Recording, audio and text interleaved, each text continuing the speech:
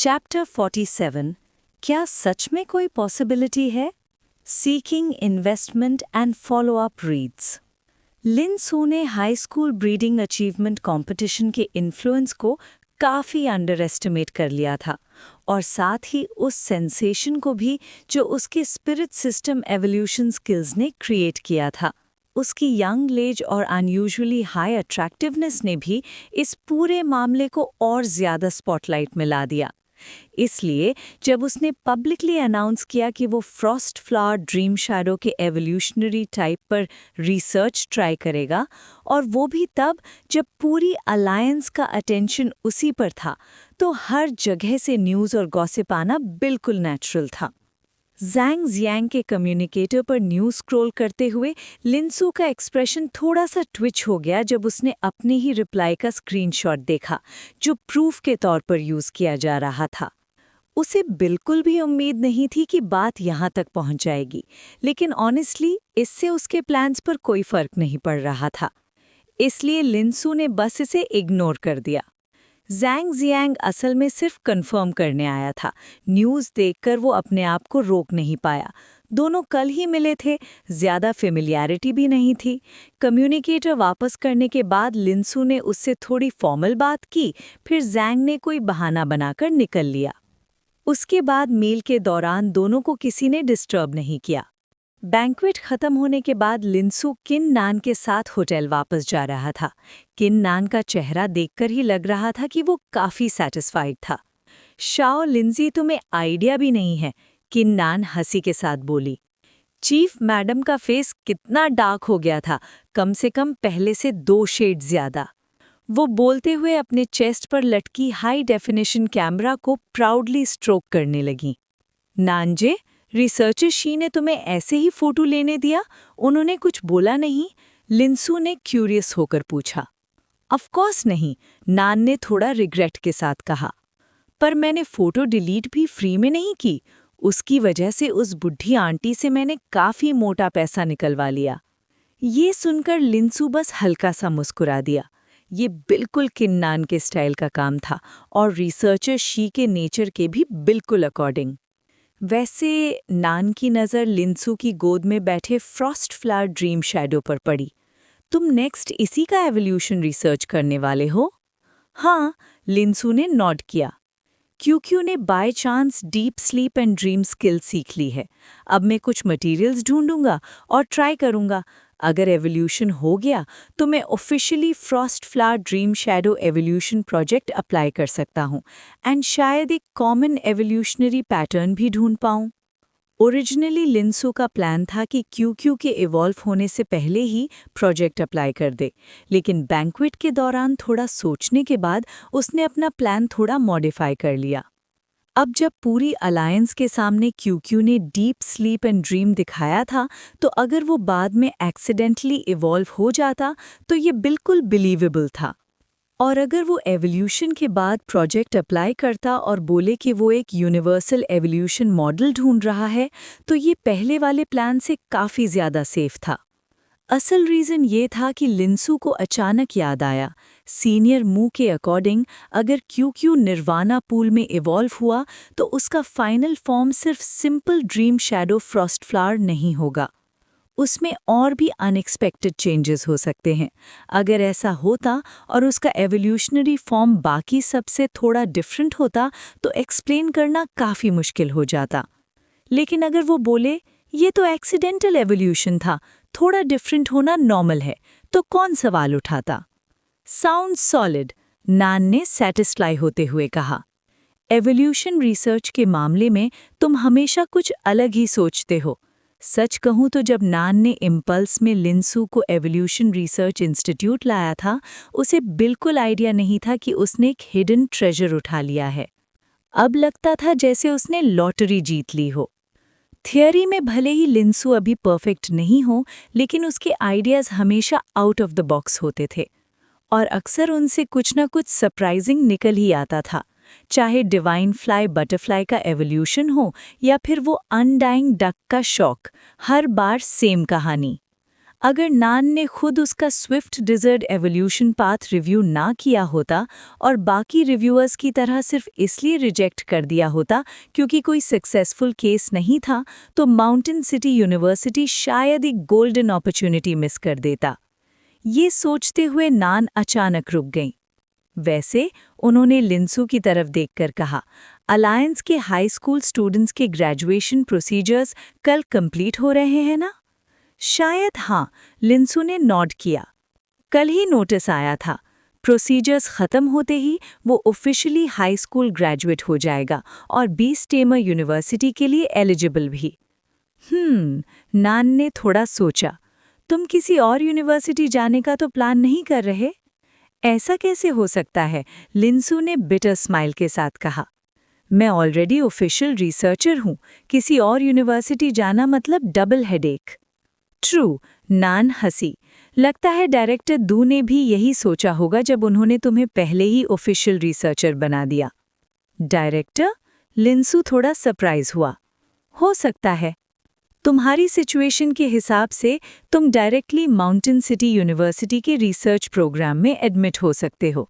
4 साल इंस्टीट्यूट में बिताओगे और शायद जब ग्रेजुएट होगे तो मुझसे पहले फर्स्ट लेवल रिसर्चर बन जाओगे। आज की यानहुआंग अलायंस में हर फील्ड को टैलेंटेड लोगों की ज़रूरत है, इसलिए बी स्टेमर यूनिवर्सिटी में अब पहले जैसे मास्टर्स या पीएचडी प्रोग्राम्स नहीं रहे। कैटास्ट्रोफी के बाद सिस्टम बदल चुका है। 4 साल का कोर्स कंप्लीट करते ही बी स्टेमर्स को सीधा इंडस्ट्री में भेज दिया जाता है। ये सिस्टम बी स्टेमर्स के लिए काफ़ी चैलेंजिंग है। सिर्फ 4 साल में उन्हें इतना कुछ सीखना होता है। लकीली मेडिटेशन के थ्रू बी स्टेमिंग स्पेस दिमाग और मेमोरी कैपेसिटी को इन्हांस करता है, जिसकी वजह से उनकी लर्निंग एफिशिएंसी भी इम्प्रूव हो जाती है। लिंसू का एक्सप्रेशन थोड़ा अजीब हो गया। क्या एक पॉसिबिलिटी हो सकती है, सिर्फ एक पॉसिबिलिटी, कि मैं कॉम्बैट स्पेशलाइजेशन के लिए अप्लाई करना चाहूँ? हाँ? किन्नान का रिएक्शन भी उतना ही ऑड था। तुम कॉम्बैट स्पेशलाइजेशन? अचानक से इंटरेस्ट कैसे आ गया? लिंसू, उसे थोड़ा सा अंडर एस्टिमेट फील हुआ। क्यों? किन्नान ने पूछा। अगर मैं कॉम्बैट में जाऊं तो गार्डियन बीस्ट कोऑपरेशन टैक्टिक्स सीख सकता हूं ना? लिंसू की आंखों में उम्मीद चमक रही थी। मुझे वो सीखना है। बस इतनी सी बात? किन्नान ने आंखें घुमाई। रिसर्च स्पेशलिटी में भी तो सीख सकते हो। मुझे ही देख लो, मैं भी जानती हूं ना। ये भी सही है। लिंसू का एक्सप्रेशन फिर से अजीब हो गया। किन्नान ने उसकी तरफ देखा और तुरंत समझ गई, ये लड़का खुद भी अभी डिसाइड नहीं कर पाया था। रिसर्च स्पेशलिटी ज्वाइन करोगे तो तुम सिस्टमैटिकली सारी थ्योरेटिकल नॉलेज सीख पाओगे। जो क्वेश्चंस तुम मुझसे पहले पूछ रहे थे, वो सब यूनिवर्सिटी में कवर हो जाएंगे। गार्डियन बीस्ट कोऑपरेशन तो हर उस स्पेशलिटी में पढ़ाया जाता है जो क्राइटेरिया मीट करती हो। पर जहाँ तक कॉम्बैट की बात है, किन्नान मुस्कुराई, तुम असल में अपने पेट की फाइटिंग एबिलिटी इंप्रूव करना चाहते हो ना? ये तो हर बी स्टेमर का नॉर्मल थॉट होता है। पर यूनिवर्सिटी में तुम दूसरी स्पेशलिटीज़ के कोर्सेज भी अटेंड कर सकते हो। अगर कॉम्बैट में इंटरेस्ट है तो ऑडिटिंग ही काफ़ी है। अच्छा, ऐसा सिस्टम होता है? लिंसू ने आंखें ब्लिंक की। बी स्टेमर यूनिवर्सिटी का टीचिंग सिस्टम हाई स्कूल से काफ़ी ज़्यादा फ्री होता है। ये बात उसे पहले नहीं पता थी। अब किन्नान की बात सुन के उसे धीरे धीरे समझ आ रहा था। अगर ऐसा है, लिंसू बोला, तो मैं रिसर्च स्पेशलिटी ही अप्लाई करूँगा। रिसर्च स्पेशलिटी की थ्योरेटिकल नॉलेज उसे शेनवू वर्ल्ड की बी स्टेमन टेक्निक्स, जो 2000 साल से इवॉल्व हो चुकी थी और जिसमें ब्लू स्टार पर ना मिलने वाले मेथड्स भी थे, वहाँ लाने में मदद करेगी। ये क्लियरली ज़्यादा बेनिफिशियल था। किन्नान ने नोट किया। वैसे तुम रिकमेंडेशन से एंटर हो सकते हो, पर मैं फिर भी सजेस्ट करूँगी कि तुम एंट्रेंस असेसमेंट दो। टॉप 10 को स्पेशल रिवॉर्ड्स मिलते हैं। Special rewards? अब तो इंटरेस्ट आ गया। लिंसू की आंखें चमक उठीं। नान, ये स्पेशल रिवॉर्ड्स एग्जैक्टली क्या होते हैं? उसकी ग्रीडी सी शक्ल देखकर किन्नान ने फिर से आंखें घुमाईं। हर बैच के रिवॉर्ड्स अलग होते हैं, लेकिन पास्ट एक्सपीरियंस के हिसाब से फर्स्ट प्लेस को यूजुअली 10,000 कंट्रीब्यूशन पॉइंट्स मिलते हैं, सेकंड और थर्ड को लगभग 5,000 और बाकी टॉप 10 को 1,000 से 2,000 के बीच। बुरा नहीं है, लिंसू ने नोट किया। ट्राई करना तो बनता है। एंट्रेंस असेसमेंट में अभी 1 महीना बाकी था। जैसे ही क्यूक्यू इवॉल्व हो जाता, उन 20 टेमर्स के कॉन्ट्रैक्ट पेट्स के सामने जो सिर्फ कुछ महीने से ट्रेन कर रहे थे, ये मैच बिल्कुल वॉकओवर जैसा होता। बस कैजुअली पार्टिसिपेट करो और इजीली फर्स्ट प्लेस उठा लो। 10,000 कंट्रीब्यूशन पॉइंट्स, ये ऑलमोस्ट एक लेवल 6 रिसोर्स के बराबर था। Massive profit. इसके बाद लिंसू ने किन्नान से एंट्रेंस असेसमेंट के बारे में और डिटेल्स पूछी, लेकिन किन्नान सिर्फ रिसर्च इंस्टीट्यूट की रिसर्चर थी, एडमिशन्स और असेसमेंट्स की इंचार्ज नहीं, इसलिए उसे भी सब कुछ क्लियर नहीं था। दोनों बातें करते हुए होटल पहुंच गए। किड, किन्नान ने कैजुअली कहा, कल सुबह जल्दी निकलना है, ओवर स्लीप मत करना। गॉट इट, लिंसू मुस्कुराया और अपने रूम की तरफ चला गया। बेड के हेड पर बैठा था। उसने अपना सोशल मीडिया स्क्रॉल किया। ऑनलाइन फ्रेंड्स के विटी कमेंट्स पढ़कर उसे काफ़ी मज़ा आया। कुछ लोगों को सिलेक्टिवली रिप्लाई करके उसने क्यूक्यू को 20 टेमिंग स्पेस में वापस भेज दिया और खुद भी गहरी नींद में चला गया। जब उसकी आंख खुली, वो फिर से शेनवू वर्ल्ड में था। बेड पर बैठते ही लिंसू ने क्यूक्यू को समन किया और मुस्कुराते हुए बोला, क्यूक्यू, तुम्हारी इंजरीज अब पूरी तरह से ठीक हो चुकी हैं।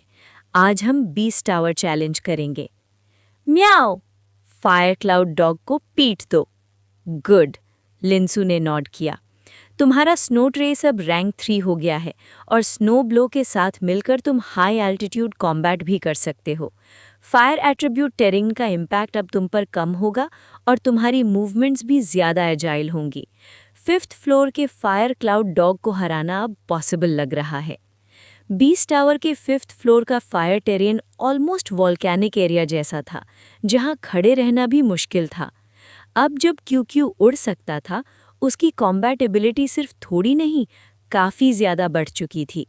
आउटडोर क्लोथ्स पहनकर लिंसू ने क्यूक्यू को उठाया और 20 टेमिंग यूनियन की तरफ चल दिया। 2 दिन बाद उसे निर्वाण पूल जाना था और उसके बारे में उसके पास अभी भी काफ़ी सवाल थे। उसने सोचा, पहले ही मुयुक सिंह से पूछ लेता हूँ। पहले मू ने सिर्फ थोड़ा सा मेंशन किया था, लेकिन लिंसू अब भी उस मिराक्युलस जगह के बारे में बहुत क्यूरियस था। पहले 20 टेमिंग यूनियन, मुयुक सिंह का ऑफिस। मो, तुम बिल्कुल नहीं बदले, कीवन हन ने ऑफिस में एंटर करते हुए कहा। मुयुक सिंह को आराम से टाइम पास करते देखकर वो बस हेल्पलेसली सिर हिला सका। प्रेसिडेंट के हाथों पकड़े जाने पर मुयुक सिंह ने हल्का सा खांसा। यूनियन हेडक्वार्टर्स मीटिंग खत्म हो गई, आप काफ़ी जल्दी वापस आ गए। अभी थोड़ी देर पहले ही खत्म हुई, कीवन हन ने नोट किया। वैसे मीटिंग इतनी अर्जेंट क्यों थी? द नेशनल कॉम्पिटिशन, कीवन हन ने हेल्पलेस स्माइल दी। 20 टेमर्स तो बस साइड रोल प्ले करते हैं। अगर दायू को सुप्रीम अवार्ड जीतना है तो मार्शल आर्टिस्ट पर ही डिपेंड करेगा। फिर आपको बुलाने का क्या फ़ायदा? इस बार नेशनल कंपटीशन में कुछ चेंजेस होंगे, कीवन हन ने आसपास देखा और बोला, और वो मेनली 20 टेमर्स के प्रिलिमिनरी राउंड से रिलेटेड हैं। क्या मतलब? मुयुक सिंह और ज़्यादा क्यूरियस हो गया। दायू के 12 स्लॉट्स में से 20 टेमर्स को सिर्फ 2 मिलते हैं, कहीं और कम तो नहीं कर रहे? उतना भी नहीं, कीवन हन ने सिर हिलाया। ये रेशियो ऊपर से डिसाइड होता है और रेयरली चेंज होता है, लेकिन हिज मैजेस्टी को लगता है कि पिछले कॉम्पिटिशन्स में दायू के 20 टेमर्स का परफॉर्मेंस काफ़ी वीक रहा है, इसलिए वो रूल्स एडजस्ट करना चाहते हैं। इस बार प्रिलिमिनरी राउंड में सिर्फ बीस्ट कॉम्बैट नहीं होगा, अब नो रूल्स कॉम्बैट होगा। क्या? मुयुक सिंह तुरंत खड़ा हो गया। मतलब 20 टेमर्स पर सीधा अटैक भी अलाउड होगा? हाँ, कीवन हन ने नोट किया।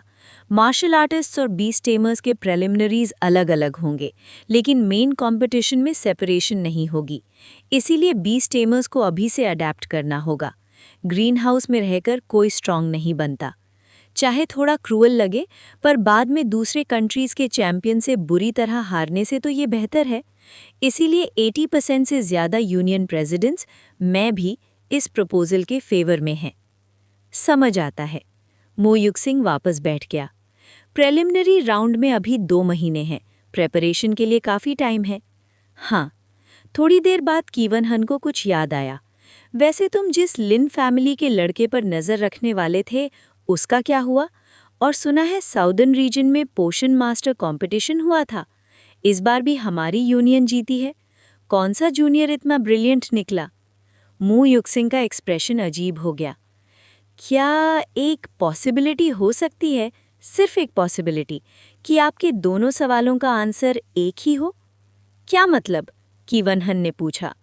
पोशन मास्टर कंपटीशन जीतने वाला वही लिन फैमिली का जूनियर है जिसे आपने मुझसे देखने को कहा था। कीवन हन शॉक्ड हो गए। वो तो सिर्फ 1 महीने से 20 टेमर बना है, राइट? हाँ, मू युक्सिंग ने मुस्कुराया। सिर्फ 1 महीना, और उसने परफेक्ट ग्रेड एनर्जी पोशन बना दिया। कीवन हन का एक्सप्रेशन और ज्यादा स्टन्ड हो गया।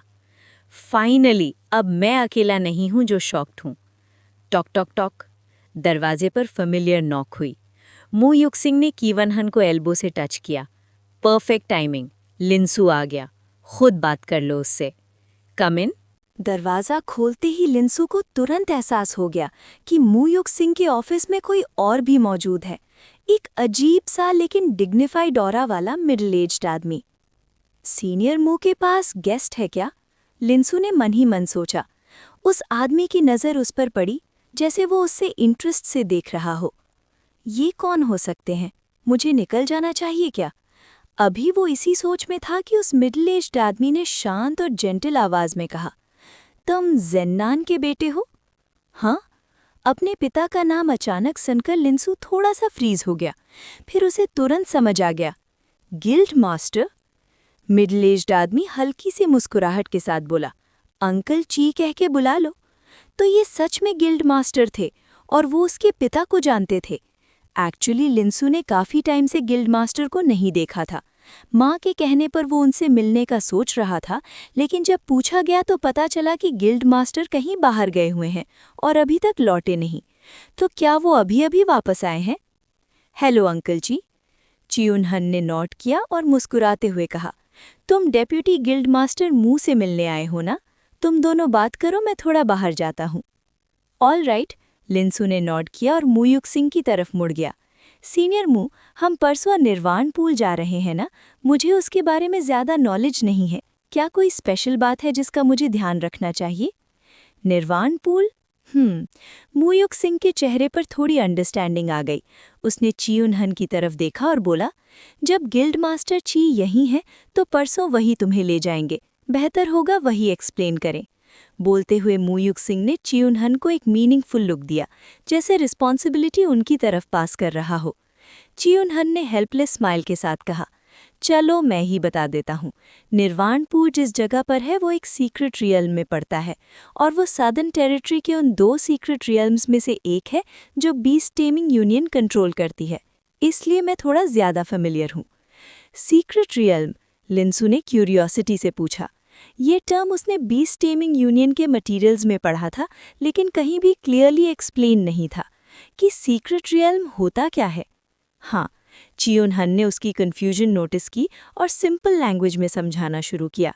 सीक्रेट रियल्म एक इंडिपेंडेंट छोटा सा स्पेस होता है जो सुपरनैचुरल कॉजेज की वजह से एग्जिस्ट करता है। तुम इन्हें छोटे छोटे वर्ल्ड समझ सकते हो।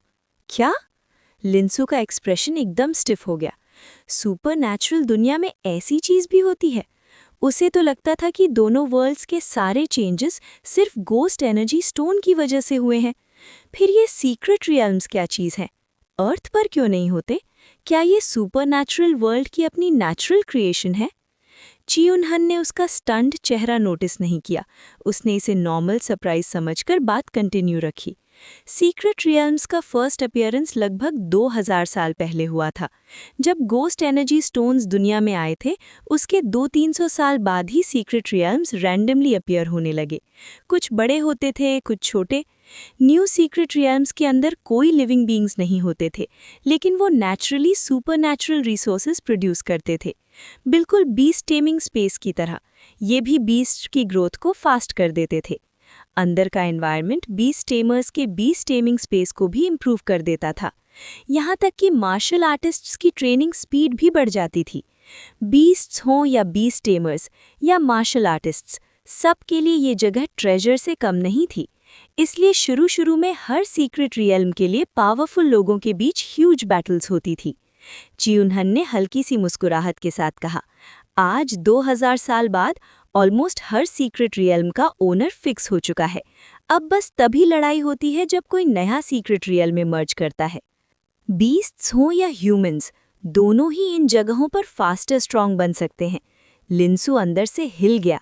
सिर्फ ये बात ही काफ़ी थी उसे जेलस फील कराने के लिए, और ऊपर से ये भी कि वहाँ सुपरनैचुरल रिसोर्सेज नेचुरली मिलते हैं। कौन सोच सकता था कि सुपरनैचुरल वर्ल्ड में ऐसी मैजिकल जगह भी होती है? काश अर्थ पर भी होती। रुको, उसका एक्सप्रेशन अचानक बदल गया।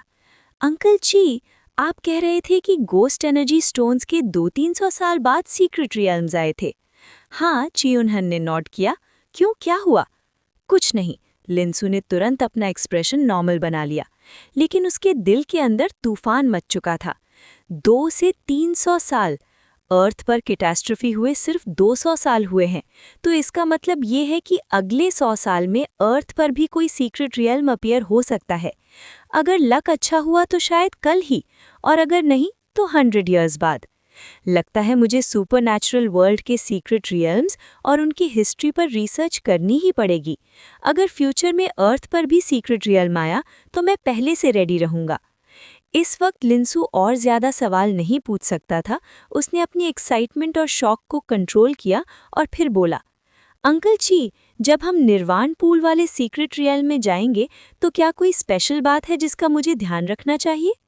चियुनहन ने समझाना शुरू किया। उस सीक्रेट रियल्म का नाम है निर्वाण सीक्रेट रियल्म। इसका सबसे इम्पॉर्टेंट रिसोर्स है निर्वाण पूल, जो बिल्कुल सेंटर एरिया में है। इसके अलावा यहाँ अलग-अलग टाइप्स के पेट बीस्ट्स के लिए सूटेबल एनवायरनमेंट्स भी हैं, जो उनकी ग्रोथ को फास्ट कर देते हैं। ये एनवायरनमेंट्स टाइम पर सुपरनैचुरल रिसोर्सेज भी जनरेट करते रहते हैं। निर्वाण सीक्रेट रियल्म हर बार सिर्फ 2 दिन के लिए ओपन होता है, और जब तुम बाहर आते हो तो जो भी सुपरनैचुरल रिसोर्सेज तुमने कलेक्ट किए होते हो वो सब तुम अपने साथ ले जा सकते हो। जो भी सुपरनैचुरल रिसोर्सेज मैं वहां से लाऊं, सब मेरे होंगे? सच में ऐसी भी कोई अच्छी चीज होती है? एक ही पल में लिंसू के चेहरे पर सरप्राइज के साथ साथ एक्साइटमेंट भी आ गई। उसकी खुशी देखकर चियुनहान ने हल्का सा खांसा। वैसे एक बात याद रखना, इस सीक्रेट रेल्म में काफी जूवेनाइल और एलीट बीस्ट्स रखे गए हैं। यूजुअली जो सुपरनैचुरल रिसोर्सेज होते हैं उनकी गार्डिंग एलीट बीस्ट्स करते हैं। उन्हें लेना इतना आसान नहीं होता। अच्छा, तो ऐसा सीन है। Elite beasts. लिंसू के चेहरे की चमक थोड़ी कम हो गई। ये थोड़ा टफ हो सकता है, क्योंकि जुवेनाइल रैंक में तो ऑलमोस्ट इनविंसिबल है, लेकिन एलीट बीस्ट से उसका अभी तक कोई रियल फेस ऑफ नहीं हुआ। इसका मतलब ये हुआ, अंकल ची की बातों के हिसाब से बेस्ट स्ट्रैटेजी ये होगी, सीक्रेट रेल्म में एंटर करते ही पहले निर्वाणा पूल ढूंढो, जल्दी से क्यू का एवोल्यूशन कराओ, और जब वो एलीट रैंक में पहुंच जाए तब जाकर उन सुपरनैचुरल रिसोर्सेज के पीछे जाना जो एलीट बीस्ट्स गार्ड कर रहे हैं। सिर्फ 2 दिन का टाइम मिलेगा सीक्रेट रेल्म के अंदर। लिंसू का तो बिल्कुल भी सोने का प्लान नहीं था। टाइम इतना प्रेशियस है, उसे हर सेकंड का सही यूज करना होगा। और वैसे भी जब आसपास बीस्ट्स ही बीस्ट्स हों तो शांति से सोने का मौका मिलना मुश्किल ही है। इसी बीच उसे एक और चीज याद आई, वो पेट बीस्ट स्किल जिसके बारे में वो काफ़ी टाइम से सोच रहा था, जो उसकी स्पिरिट रिकवर कर सकती है और कार्ड रिवर्सल के बाद जो एग्जॉस्शन होता है उसे हील कर सकती है। ये सीक्रेट रेल्म उस स्किल को टेस्ट करने के लिए परफेक्ट जगह होगी। सोचते हुए लिंसू ने जल्दी से पूछा, अंकल ची, जब हम सीक्रेट रेल्म में एंटर करेंगे क्या हम सब एक फिक्स जगह पर अपीयर होंगे, और वो निर्वाणा पूल से कितनी दूर होगी? फिक्स्ड लोकेशन नहीं होती, चियुनहान ने सर हिलाया। सीक्रेट रेल्म्स का एक और स्पेशल फीचर होता है, एंट्री के साथ ही रैंडम टेलीपोर्टेशन। तुम रेल्म के किसी भी कोने में पहुंच सकते हो। चाहे तुम सब एक साथ एंटर करो, तुम्हारी लैंडिंग स्पॉट्स एक दूसरे से काफ़ी दूर हो सकती हैं। और अगर किस्मत बहुत खराब हुई तो तुम सीधा किसी एलीट बीस्ट के डेन में भी ड्रॉप हो सकते हो। लिंसू, पर टेंशन मत लो, ची उन्हान ने बात कंटिन्यू की। एंट्री के बाद हर एक को एक स्पेशल टेलीपोर्टेशन कार्ड मिलता है। उस कार्ड को क्रश करते ही तुम इंस्टेंटली रेल्म से बाहर आ जाओगे, सेफ्टी गारंटीड। फिर लिंसू ने धीरे से पूछा, अगर मैं बाहर टेलीपोर्ट हो गया तो क्या वापस अंदर जा सकता हूँ? नहीं, ची उन्हान का एक्सप्रेशन थोड़ा क्वर्की हो गया। सिर्फ एक ही चांस होता है। वैसे नॉर्मली इतनी बैड लक नहीं होती। ऐसा इंसिडेंट तो शायद कई डेकेड्स में एक बार होता है। लिंसू गहरी सोच में डूब गया। तो वर्स्ट केस सिनेरियो ये हुआ कि मैं सीक्रेट रेल्म में एंटर करूं और सीधा किसी एलीट बीस्ट के नेस्ट में लैंड हो जाऊं। नहीं नहीं, ऐसा नहीं होगा, बिल्कुल नहीं होगा। ऐसी चीज तो डेकेड्स में एक बार होती है। कैसे हो सकता है कि मैं ही वो अनलकी बंदा निकलूं? हाँ, बिल्कुल, मैं ही क्यों? खुद को मेंटली कंसोल करते हुए लिंसू ने नॉड किया। समझ गया अंकल जी। थोड़ी देर और बात करके लिंसू खड़ा हुआ, दोनों सीनियर्स को सल्यूट किया और निकल पड़ा। अभी उसे एक बार और बीस्ट टेमिंग टावर ट्राई करना था, फिर वापस जाकर स्पेस हार्ट के साथ अपनी ट्रेनिंग को और मैक्सिमाइज करना था। ऑफिस के अंदर अब प्रॉमिसिंग जूनियर, लिंसू के जाते ही चियून हान ने अप्रूव करते हुए कहा, वो बीस्ट टेमिंग टावर जा रहा है। मैं तो पूछना ही भूल गया, उसका पेट बीस्ट कौन सा है? श्वेत हेनकिंग, मू युक्शिन ने कामली चाय का सिप लेते हुए बोला, अभी जुवेनाइल स्टेज में है। श्वेत हेनकिंग, चियून हान ने नॉड किया। निर्वाणा पूल में इवॉल्व होने के बाद तो काफी स्ट्रांग हो जाएगा। जुवेनाइल स्टेज में भी 1 महीने के अंदर 3rd लेवल तक पहुंच सकता है। थोड़ी मेहनत करे तो 4th लेवल भी पॉसिबल है। इस रैंक पर बीस्ट टेमिंग टावर ट्राई करना थोड़ा एडवांटेज देता है। उसने मू युक्शिन को देखा, जब बिल्कुल इनडिफरेंट सा बैठा था। अब वो चला गया है तो ड्रामा बंद करो। ओ, मू युक्शिन ने ऑकवर्ड एक्सप्रेशन के साथ कप नीचे रखा। वैसे लिंसू पिछले कुछ दिनों से 4th लेवल पर ही है, अभी 5th लेवल ब्रेक करने की कोशिश कर रहा है। क्या? 4th level already? इतनी जल्दी? वो तेज कदमों से विंडो के पास गया और पर्दा हटाकर बीस्ट टेमिंग टावर की तरफ देखने लगा। मू युक्शिन भी मुस्कुराते हुए उसके पास आ खड़ा हुआ। दोनों की नजरों के सामने लिंसू, जो अभी-अभी टावर के बेस पर पहुंचा था, अंदर चला गया। कुछ ही पल बाद ल्यूमिनस स्क्रीन पर उसका नाम चमक उठा। म्याओ, ओ, अब फ्रॉस्ट रेजिस्टेंस लेवल 2 हो गया है। पहले 4 लेवल्स को स्पीड रन करने के बाद और 4th लेवल के क्रिस्टल स्टोन्स को अब्सॉर्ब करने के साथ ही क्यू ने गुड न्यूज़ दे दी। पहले उसका फ्रॉस्ट रेजिस्टेंस बस कुछ 100 ट्रेनिंग्स दूर था ब्रेक थ्रू से। 4th लेवल के ड्रीम क्रिस्टल स्टोन्स ने डायरेक्टली 360 सेशंस का बूस्ट दे दिया। ब्रेक थ्रू होना ऑलमोस्ट गारंटीड था। टियर 2 पर पहुंचते ही फ्रॉस्ट रेजिस्टेंस के पेटल्स अब 12 हो गए थे और आगे ट्रेनिंग से ये और बढ़ने वाले थे। इससे 5th फ्लोर के फायर क्लाउड डॉग के सामने कॉन्फिडेंस और ज्यादा बढ़ गया। क्यू ने एक एनर्जी पोशन पीकर स्टैमिना रिकवर की और बिना एक पल वेस्ट किए दोनों सीढ़ियां चढ़कर 5th फ्लोर में एंटर कर गए। जैसे ही वो 5th फ्लोर पर पहुंचे, आग की लहर सी उनके चेहरे से टकराई। लग रहा था जैसे वो सीधा फायर सी में आ गए हों।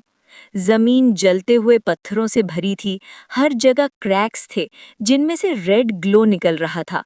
बस खड़े रहने से ही लिंसू के फोरहेड पर पसीने की बूंदें आ गईं। क्यू ने क्लियरली डिस्गस्ट दिखाया, लेकिन उसकी आंखों में सिर्फ एक ही चीज थी, बैटल स्पिरिट। जैसे ही 5th फ्लोर स्टार्ट हुआ, क्यू जो यहाँ पहले भी कई बार आ चुका था, लिंसू की आंखों से उछलकर निकल गया। पर इस बार एक फर्क था। पहले वो सीधा जमीन पर लैंड करता था।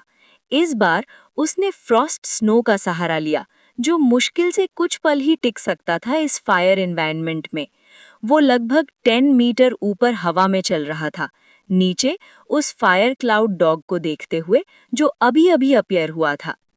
फ्रॉस्ट स्टॉर्म, कॉन्सेंट्रेट, लिंसू ने तुरंत कमांड दिया। क्यू ने एक सियानिक ब्लू स्टॉर्म छोड़ दिया जिसमें काउंटलेस फ्रॉस्ट स्नो थे। इस बार स्टॉर्म को एक बॉल के रिम जितना थिन फोकस किया गया और वो कैनन की तरह सीधा नीचे फायर क्लाउड डॉग पर टूट पड़ा। अगर ध्यान से देखो तो ये फ्रॉस्ट स्टॉर्म पहले वालों से थोड़ा डिफरेंट था। पहले वाले स्टॉर्म्स में ब्लू और वाइट का मिक्स होता था। ब्लू चिल एनर्जी होती थी और वाइट फ्रॉस्ट स्नो। इस बार ब्लू चिल एनर्जी एक प्रोटेक्टिव लेयर बनकर अंदर के फ्रॉस्ट स्नो को शील्ड कर रही थी। स्टॉर्म को इतना कंसंट्रेट करना और चिल से उसे प्रोटेक्ट करना, ये टेक्निक्स लिंसू और क्यूक्यू ने 5th फ्लोर पर कई अटेम्प्ट्स के बाद डेवलप की थीं। वरना इस ब्लेजिंग एनवायरनमेंट में फ्रॉस्ट स्टॉर्म जमीन तक पहुंचने से पहले ही अपनी आधी पावर खो देता।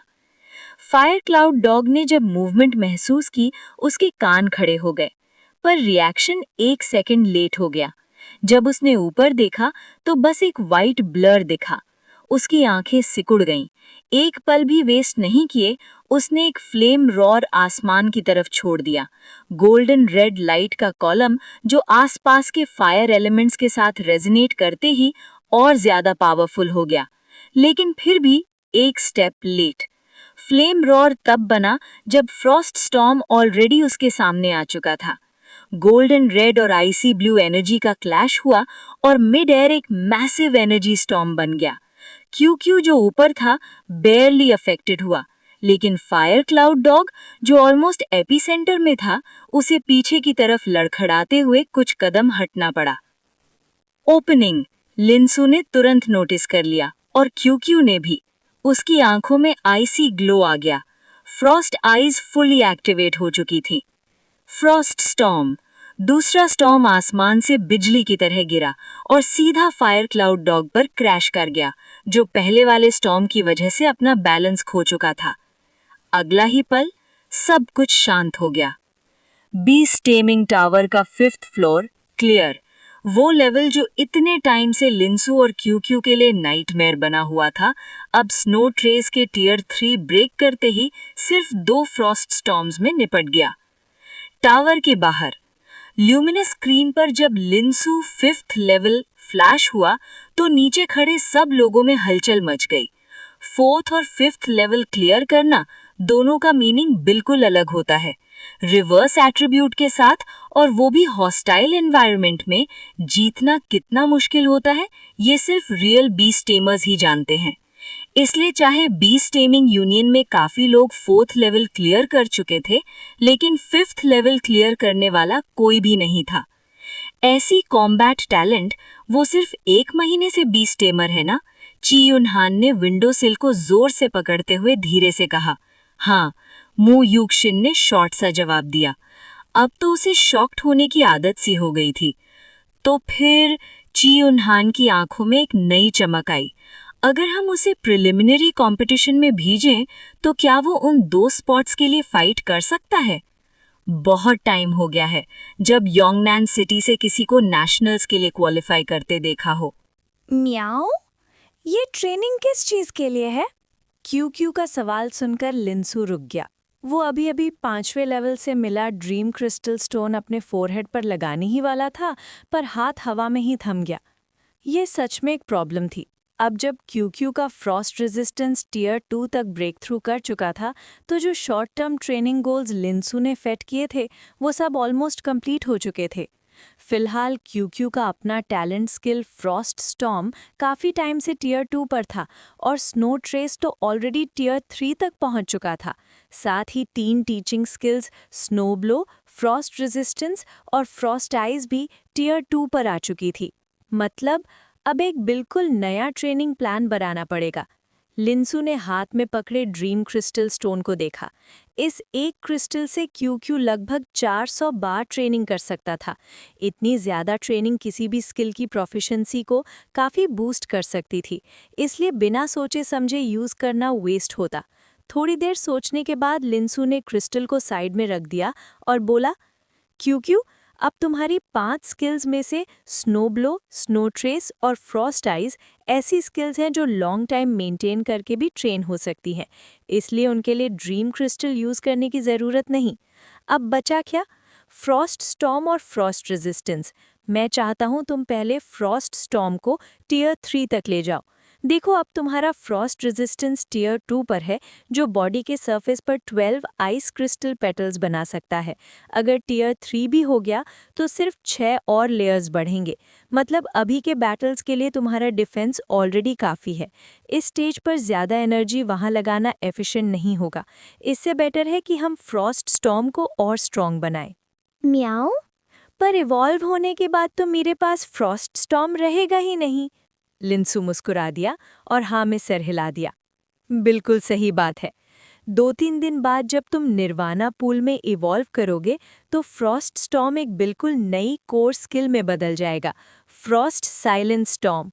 नाम थोड़ा सा ही अलग है और स्किल का नेचर भी मिलता जुलता है, पर फिर भी दोनों अलग स्किल्स हैं।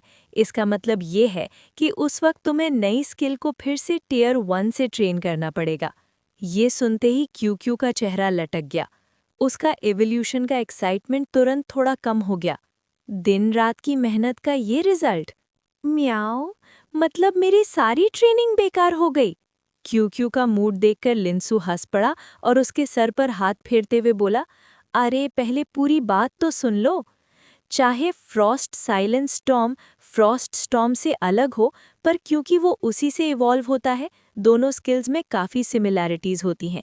इसलिए जब तुम नई स्किल को ट्रेन करोगे, प्रोसेस बहुत फास्ट होगा। तुम्हारी अभी की प्रोफिशिएंसी जितनी ज़्यादा होगी, उतनी ही जल्दी तुम फ्रॉस्ट साइलेंट स्टॉर्म को भी मास्टर कर लोगे। इसलिए जो ट्रेनिंग तुम अब कर रहे हो, वो बिल्कुल वेस्ट नहीं है, बल्कि फ्यूचर के लिए इन्वेस्टमेंट है। म्याऊ, समझ गया। क्यू का मूड तुरंत बदल गया। अभी जो उदास था वो फिर से एनर्जी से भर गया। ट्रेनिंग करो, फ्रॉस्ट स्टॉर्म को और स्ट्रॉन्ग बनाओ, ताकि फ्यूचर में नई कोर स्किल को जल्दी से मास्टर किया जा सके। लिंसू ने उसका जोश देखकर बोला, फ्रॉस्ट स्टॉर्म के अलावा तुम एक नई टीचिंग स्किल भी सीख सकते हो। तुम रीसेंट टाइम में बहुत मेहनत कर रहे हो, इसलिए रिवॉर्ड के तौर पर तुम खुद डिसाइड कर सकते हो कि अगला स्किल क्या होना चाहिए। बताओ, कुछ सोचा? रिवॉर्ड? ये थोड़ा अजीब नहीं लग रहा? ख ख लिंसू का चेहरा हल्का सा लाल हो गया। छोड़ो, तुम बस बताओ कौन सा स्किल चाहिए। क्यू ने अपना छोटा सा सर तिरछा किया, फिर तुरंत बोला, म्याऊ, मुझे आइस पाम सीखना है। Ice palm? लिंसू थोड़ा हैरान हो गया। तुम क्लोज कॉम्बैट स्किल क्यों सीखना चाहते हो? म्याऊ, क्योंकि बाकी सब पेट्स के पास क्लोज कॉम्बैट स्किल्स होते हैं। बस यही रीजन?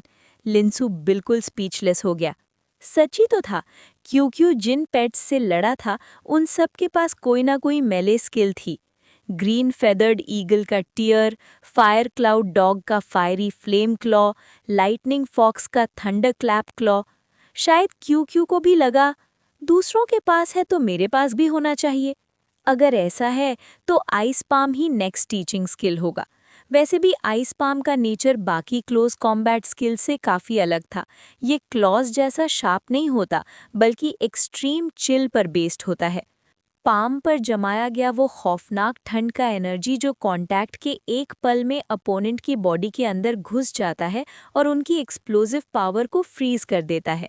और अगर इसे क्यू के टियर 3 स्नो ट्रेस के साथ कंबाइन कर दिया जाए तो क्या पता ये स्किल फ्यूचर में किसी क्रूशल मोमेंट में गेम चेंजर बन जाए। लिंसू की आंखों में एक्साइटमेंट चमक उठी। ये स्किल काफ़ी अच्छी है। Ice palm divine martial world की एक रेयर आइस स्किल थी जो अभी तक ब्लू स्टार पर अपीयर नहीं हुई थी। पर लिंसू के लिए ये कोई बड़ी प्रॉब्लम नहीं थी। फ्यूचर में किसी रिसर्च प्रोजेक्ट के बहाने वो इसे इजीली इंट्रोड्यूस कर सकता था। ये सोचकर लिंसू मुस्कुरा दिया और क्यू से बोला, ठीक है, जब हम ब्लू स्टार वापस जाएंगे मैं तुम्हें आइस पाम सिखाना शुरू कर दूंगा। अभी के लिए पहले इस ड्रीम क्रिस्टल स्टोन से फ्रॉस्ट स्टॉर्म ट्रेन करते हैं और फिर 6th लेवल की तरफ चलते हैं।